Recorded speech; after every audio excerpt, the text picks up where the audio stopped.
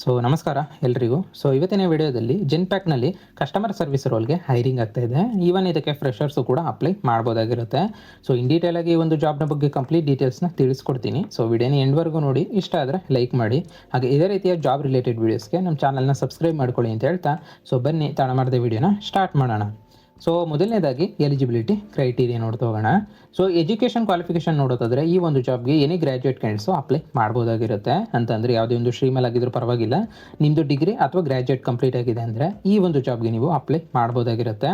Like ನಾನು ನಿಮಗೆ screen ಮೇಲೂ ಕೂಡ ತೋರಿಸ್ತಾ ಇದ್ದೀನಿ. ನಿಮಗೆ BA, BCom, BBA, BSc, BCA, BBM, MBA, MCA ಯಾವುದೇ ಒಂದು ಸ್ಟ್ರೀಮಲ್ಲಿ ಆಗಿದ್ರೂ ಪರವಾಗಿಲ್ಲ, ನಿಮ್ಮದು ಕಂಪ್ಲೀಟ್ ಆಗಿದೆ ಅಂತಂದರೆ ಈ ಒಂದು ಜಾಬ್ಗೆ ನೀವು ಅಪ್ಲೈ ಮಾಡ್ಬೋದಾಗಿರುತ್ತೆ. ಹಾಗೆ ಎಕ್ಸ್ಪೀರಿಯನ್ಸ್ ನೋಡೋದಾದ್ರೆ ಇವನ್ ಇದಕ್ಕೆ ಫ್ರೆಷರ್ಸು ಕೂಡ ಅಪ್ಲೈ ಮಾಡ್ಬೋದು. ಹಾಗೆ ಅಪ್ ಟು 3 years ಎಕ್ಸ್ಪೀರಿಯನ್ಸ್ ಇರೋ ಕ್ಯಾಂಡಿಡೇಟ್ಸ್ ಯಾರಾದರೂ ವಿಡಿಯೋ ನೋಡ್ತಾ ಇದ್ರೆ ಅವರು ಕೂಡ ಅಪ್ಲೈ ಮಾಡ್ಬೋದಾಗಿರುತ್ತೆ. ಇನ್ನದರ ಜೊತೆಗೆ ಲ್ಯಾಂಗ್ವೇಜ್ ರಿಕ್ವೈರ್ಮೆಂಟು ಇದೆ. ಮೇನ್ ಬಂದು ಇಂಗ್ಲೀಷ್ ಕಂಪಲ್ಸರಿ ಇರುತ್ತೆ. ಇಂಗ್ಲೀಷ್ನ ನೀವು ಮಸ್ಟ್ ಆ್ಯಂಡ್ ಶುಡ್ ಗೊತ್ತಿರಲೇಬೇಕಾಗಿರುತ್ತೆ. ಗುಡ್ ಕಮ್ಯುನಿಕೇಷನ್ ಸ್ಕಿಲ್ ತುಂಬಾ ಇಂಪಾರ್ಟೆಂಟ್ ಅಂತಲೇ ಹೇಳ್ಬೋದು ಈ ಒಂದು ಜಾಬ್ಗೆ. ಇದಿಷ್ಟು ಎಲಿಜಿಬಿಲಿಟಿ ಕ್ರೈಟೀರಿಯಾ. ಇದಿಷ್ಟಕ್ಕೆ ಎಲಿಜಿಬಿಲಿಟಿ ಇದ್ರೆ ಅಂದರೆ ನೀವು ಅಪ್ಲೈ ಮಾಡ್ಬೋದಾಗಿರುತ್ತೆ. ಅಪ್ಲೈ ಮಾಡೋ ಸ್ಟೆಪ್ಸ್ನ ಮುಂದೆ ತಿಳಿಸ್ಕೊಡ್ತೀನಿ. ಇನ್ನು ನೆಕ್ಸ್ಟು ರಿಕ್ವೈರ್ಡ್ ಸ್ಕಿಲ್ಸ್ನ ನೋಡ್ತಾ ಹೋಗೋಣ. ಅಂತಂದರೆ ಈ ಒಂದು ಜಾಬ್ಗೆ ಅಥವಾ ಈ ಒಂದು ರೋಲ್ಗೆ ಏನೇನು ಸ್ಕಿಲ್ ಬೇಕು ಅಂತ ತಿಳಿಸ್ಕೊಡ್ತೀನಿ. ಆದಷ್ಟು ಈ ಒಂದು ಸ್ಕಿಲ್ಗಳನ್ನ ನಿಮ್ಮ ರಿಸ್ಯೂಮ್ನಲ್ಲೂ ಕೂಡ ಹೈಲೈಟ್ ಮಾಡಿ, ಇದರಿಂದ ಶಾರ್ಟ್ ಲಿಸ್ಟ್ ಆಗೋ ಚಾನ್ಸಸ್ಸು ಕೂಡ ಜಾಸ್ತಿ ಇರುತ್ತೆ ಅಂತಲೇ ಹೇಳ್ಬೋದು. ಮೊದಲನೇದಾಗಿ ಕಮ್ಯುನಿಕೇಷನ್ ಸ್ಕಿಲ್ ಬೇಕಾಗಿರುತ್ತೆ. ನಾನು ಆಲ್ರೆಡಿ ಎಲಿಜಿಬಿಲಿಟಿ ಕ್ರೈಟೀರಿಯಾದಲ್ಲೇ ತಿಳಿಸ್ಕೊಟ್ಟಿದ್ದೀನಿ. ಜೊತೆಗೆ ಲಿಸನಿಂಗ್ ಸ್ಕಿಲ್ ಬೇಕಾಗಿರುತ್ತೆ. ಹಾಗೆ ಪ್ರಾಬ್ಲಮ್ ಸಾಲ್ವಿಂಗ್ ಸ್ಕಿಲ್ ಬೇಕಾಗಿರುತ್ತೆ. ಜೊತೆಗೆ ಬೇಸಿಕ್ ಕಂಪ್ಯೂಟರ್ ನಾಲೆಡ್ಜು ನಿಮಗೆ ಗೊತ್ತಿರಬೇಕಾಗಿರುತ್ತೆ. ಲೈಕ್ MS ಆಫೀಸ್ ಆಗಿರ್ಬೋದು, ಇಮೇಲ್ ಯೂಸೇಜ್ ಆಗಿರ್ಬೋದು, ಇಂಟರ್ನೆಟ್ ಹ್ಯಾಂಡ್ಲಿಂಗ್ ಆಗಿರ್ಬೋದು, ಟೈಪಿಂಗ್ ಆಗಿರ್ಬೋದು. ಇದೆಲ್ಲವೂ ಕೂಡ ನಿಮಗೆ ಗೊತ್ತಿರಬೇಕಾಗಿರುತ್ತೆ. ಬೇಸಿಕ್ ಗೊತ್ತಿದ್ರು ಕೂಡ ನೀವು ಅಪ್ಲೈ ಮಾಡ್ಬೋದು. ಹಾಗೆ ಪೇಷನ್ಸ್ ಬೇಕಾಗಿರುತ್ತೆ. ಇದಿಷ್ಟು ಮೇಯ್ನು ರಿಕ್ವೈರ್ಡ್ ಸ್ಕಿಲ್ಸು ಕಂಪ್ನಿ ಕೇಳ್ತಾ ಇರ್ತಕ್ಕಂಥದ್ದು. ಇದಿಷ್ಟನ್ನು ಆದಷ್ಟು ನಿಮ್ಮ ರಿಸ್ಯೂಮ್ನಲ್ಲೂ ಕೂಡ ಹೈಲೈಟ್ ಮಾಡಿ. ಇನ್ನು ನೆಕ್ಸ್ಟು ಸ್ಯಾಲ್ರಿ ಹಾಗೆ ಬೆನಿಫಿಟ್ಸ್ನ ಡೀಟೇಲ್ಸ್ನ ನೋಡ್ತಾ ಹೋಗೋಣ. ಸ್ಯಾಲ್ರಿ ರೇಂಜ್ನ ಯಾವುದೇ ರೀತಿಯಲ್ಲೂ ಕೂಡ ಮೆನ್ಷನ್ ಮಾಡಿಲ್ಲ. ಬಟ್ ಫ್ರೆಷರ್ಸ್ಗೆ ನೀವು ಎಕ್ಸ್ಪೆಕ್ಟ್ ಮಾಡ್ಬೋದಾಗಿರುತ್ತೆ 2.5 lakh per annum ಇಂದ 4 lakh per annum ವರೆಗೂ ಕೂಡ ಎಕ್ಸ್ಪೆಕ್ಟ್ ಮಾಡ್ಬೋದು. ಇದರ ಜೊತೆಗೆ ಅಡಿಷನಲ್ ಬೆನಿಫಿಟ್ಸು ಕೂಡ ಇದೆ. ಏನೇನು ಇನ್ಕ್ಲೂಡ್ ಆಗಿದೆ ಅಂತ ನೋಡೋದಾದ್ರೆ ಇನ್ಸೆಂಟಿವ್ ಆ್ಯಡ್ ಆಗಿರುತ್ತೆ. ಹಾಗೆ ಶಿಫ್ಟ್ ಅಲೈನ್ಸು, ಟ್ರೈನಿಂಗ್ ಪ್ರೋಗ್ರಾಮ್ಸ್ ಇರುತ್ತೆ. Internal promotions, employee engagement activities, ಹಾಗೆ ಜಾಬ್ ಸ್ಟೆಬಿಲಿಟಿ, ಲರ್ನಿಂಗ್ ಆಪರ್ಚುನಿಟೀಸು ಕೂಡ ಇರುತ್ತೆ ಅಂತಲೇ ಹೇಳ್ಬೋದು. ಇದಿಷ್ಟು ಸ್ಯಾಲ್ರಿ ಹಾಗೆ ಬೆನಿಫಿಟ್ಸ್ನ ಡೀಟೇಲ್ಸ್ ಆಗಿರುತ್ತೆ. ಇನ್ನು ನೆಕ್ಸ್ಟು ಶಿಫ್ಟ್ನ ಡೀಟೇಲ್ಸ್ನ ನೋಡ್ತಾ ಹೋಗೋಣ.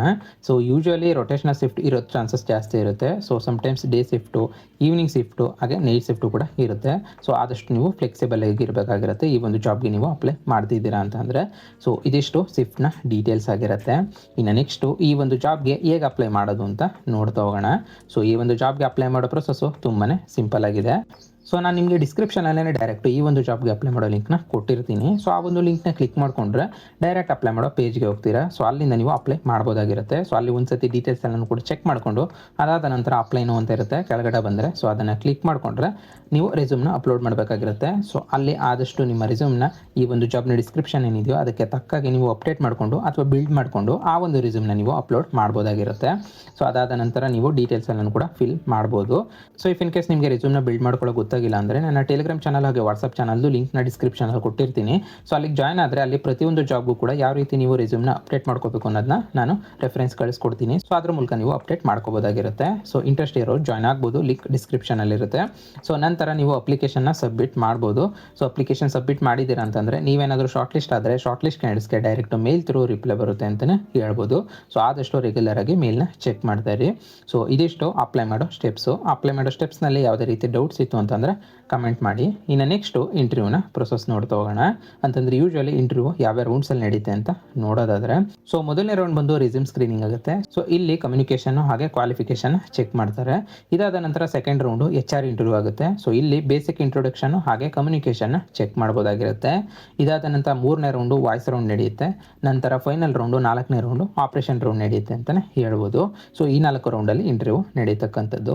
ಇಂಟರ್ವ್ಯೂಲ್ಲಿ ಕೇಳೋ ಕಾಮನ್ ಕ್ವಶನ್ಸ್ನ ಅಥವಾ ಸ್ಯಾಂಪಲ್ ಕ್ವಶನ್ಸ್ನ ನಾನು ನಿಮಗೆ ಸ್ಕ್ರೀನ್ ಮೇಲೆ ಕೂಡ ತೋರಿಸ್ತಾ ಇದ್ದೀನಿ. ಈ ಥರ ಕ್ವಶನ್ಸ್ಗೆ ನೀವು ಪ್ರಿಪೇರ್ ಆಗಿ ಹೋಗ್ಬೋದಾಗಿರುತ್ತೆ. ಇವನ್ ನಿಮಗೆ ಗೂಗಲಲ್ಲೂ ಕೂಡ ತುಂಬ ವೆಬ್ಸೈಟ್ಸ್ ಇದೆ. ಅಲ್ಲೂ ಕೂಡ ಸಿಗುತ್ತೆ. ಅಲ್ಲಿಂದ ಕೂಡ ನೀವು ಪ್ರಾಕ್ಟೀಸ್ ಮಾಡ್ಕೊಬೋದು. ಇಲ್ಲ ಅಂತಂದರೆ ನನ್ನ ಟೆಲಿಗ್ರಾಮ್ ಚಾನಲ್ ಹಾಗೂ ವಾಟ್ಸಪ್ ಚಾನಲ್ ಕೂಡ ನಾನು ಅಪ್ಡೇಟ್ ಮಾಡ್ತಾ ಇರ್ತೀನಿ. ಅಲ್ಲಿಂದ ಕೂಡ ನೀವು ಪ್ರಾಕ್ಟೀಸ್ ಮಾಡ್ಕೋಬೋದಾಗಿರುತ್ತೆ. ಇದಿಷ್ಟು ಇಂಟರ್ವ್ಯೂನ ಪ್ರೊಸೆಸ್ಸು. ಇನ್ನು ನೆಕ್ಸ್ಟ್ ಪ್ರಿಪ್ರೇಷನ್ ಟಿಪ್ಸ್ನ ನೋಡ್ತಾ ಹೋಗೋಣ. ಅಂತಂದರೆ ಈ ಒಂದು ಇಂಟರ್ವ್ಯೂ ನೀವು ಕ್ರ್ಯಾಕ್ ಮಾಡೋಕ್ಕೆ ಏನೇನು ಸ್ಟೆಪ್ಸ್ನ ಫಾಲೋ ಮಾಡ್ಕೊಬೇಕು ಅಂತ ನೋಡೋದಾದರೆ ಮೊದಲನೇದಾಗಿ ಆದಷ್ಟು ಕಮ್ಯುನಿಕೇಷನ್ನ ಪ್ರಾಕ್ಟೀಸ್ ಮಾಡ್ಕೊಳ್ಳಿ. ಕಮ್ಯುನಿಕೇಷನ್ ಸ್ಕಿಲ್ ತುಂಬಾ ಇಂಪಾರ್ಟೆಂಟು. ಇಂಪಾರ್ಟೆಂಟು. ಜೊತೆಗೆ ಆದಷ್ಟು ಮಾಕ್ ಇಂಟರ್ವ್ಯೂಸ್ನ ಪ್ರಾಕ್ಟೀಸ್ ಮಾಡ್ಕೊಳ್ಳಿ, ಬಿಕಾಸ್ ನಿಮಗೆ ಕಾನ್ಫಿಡೆನ್ಸ್ ಕೂಡ ಬಿಲ್ಡ್ ಆಗುತ್ತೆ. ನಂತರ ಬೇಸಿಕ್ ಕಂಪ್ಯೂಟರ್ ಸರ್ವಿಸ್ ಟರ್ಮ್ಸ್ನ ತಿಳ್ಕೊಂಡಿರಿ. ಲೈಕ್ ನಾನು ನಿಮಗೆ ಸ್ಕ್ರೀನ್ ಮೇಲೆ ಕೂಡ ತೋರಿಸ್ತಾ ಇದ್ದೀನಿ. ಎಕ್ಸಾಂಪಲ್ಗೆ ಎಸ್ಕಲೇಷನ್ ಆಗಿರ್ಬೋದು, ರೆಸಲ್ಯೂಷನ್ ಆಗಿರ್ಬೋದು, SLA ಆಗಿರ್ಬೋದು, ಕಸ್ಟಮರ್ ಸ್ಯಾಟಿಸ್ಫ್ಯಾಕ್ಷನ್ ಆಗಿರ್ಬೋದು, ಟಿಕೆಟ್ ಹ್ಯಾಂಡ್ಲಿಂಗ್ ಆಗಿರ್ಬೋದು. ಸೊ ಇದರ ಬಗ್ಗೆ ಎಲ್ಲ ನೀವು ಆದಷ್ಟು ಬೇಸಿಕ್ ಆದರೂ ತಿಳ್ಕೊಂಡಿರಿ, ಇಂಟರ್ವ್ಯೂನಲ್ಲಿ ಹೆಲ್ಪ್ ಆಗುತ್ತೆ. ನಿಮಗೆ ಗೂಗಲ್ ಅಥವಾ ಯೂಟ್ಯೂಬಲ್ಲಿ ಸಿಗುತ್ತೆ, ಸೊ ಅಲ್ಲಿಂದ ನೀವು ಪ್ರಾಕ್ಟೀಸ್ ಮಾಡ್ಕೊಬೋದಾಗಿರುತ್ತೆ. ಸೊ ಇದಿಷ್ಟು ಪ್ರಿಪ್ರೇಷನ್ನ ಟಿಪ್ಸು. ಸೊ ಇನ್ನು ನೆಕ್ಸ್ಟು ಫೈನಲ್ ರೀಕ್ಯಾಪ್ನ ನೋಡ್ತಾ ಹೋಗೋಣ. ಅಂತಂದರೆ ಓವರಾಲ್ ಆಗಿ ಈ ಒಂದು ಜಾಬ್ನ ಕಂಪ್ಲೀಟ್ ಡೀಟೇಲ್ಸು ನಿಮಗೆ ಈ ಒಂದು ರೀಕ್ಯಾಪ್ ಮೂಲಕ ಸಿಗುತ್ತೆ ಅಂತಲೇ ಹೇಳ್ಬೋದು. ಸೊ ಕಂಪ್ನಿಯ ನೇಮ್ ಬಂದು ಜೆನ್ಪ್ಯಾಕ್ಟ್ ಆಗಿರುತ್ತೆ.